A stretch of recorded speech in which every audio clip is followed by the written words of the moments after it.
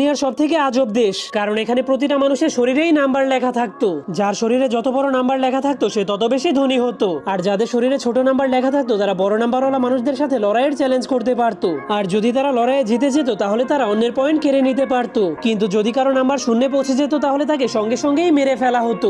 লিসার মায়ের নাম্বার শূন্যে পৌঁছে যাওয়ার কারণে তার চোখের সামনেই তার মাকে মেরে ফেলা হয়েছিল, কিন্তু মৃত্যুর আগে তার মা তাকে একটা জাদুময় নাম্বারওয়ালা বল দিয়ে গিয়েছিল আর তাকে বলেছিল এই বলটাকে একজন মহান নায়কের কাছে পৌঁছে দিতে। কিন্তু লিসা 5 বছর ধরে 5টা দেশে ঘোরার পরেও সেই নায়ককে খুঁজে পাচ্ছিল না। এজন্য সে একদিন যখন একটা নতুন শহরে চলে যায় তখন একজন লোক তার কাছে এসে নিজেকে নায়ক দাবি করতে শুরু করে। তার চেহারার উপরে একটা সাদা তারা ছিল যেটা শুধুমাত্র নায়কদের কাছেই থাকতো, যা দেখার পর লিসার বিশ্বাস হয় এটাই সেই লোক যাকে সে এত বছর ধরে খোঁজ করছিল। এরপর লিসা সেই নায়কের বাড়িতে গিয়ে তার মায়ের দেওয়া সেই জাদুময় বলটাকে নায়ককে দেওয়ার জন্য বের করে, কিন্তু যখনই নায়ক সেই জাদুময় বলটাকে লিসার কাছে দেখতে পায় তখন সে তলোয়ার দিয়ে লিসার উপরে আক্রমণ করে দেয়। এরপর সেই নায়ক লিসাকে জানলা দিয়ে বাইরে ফেলে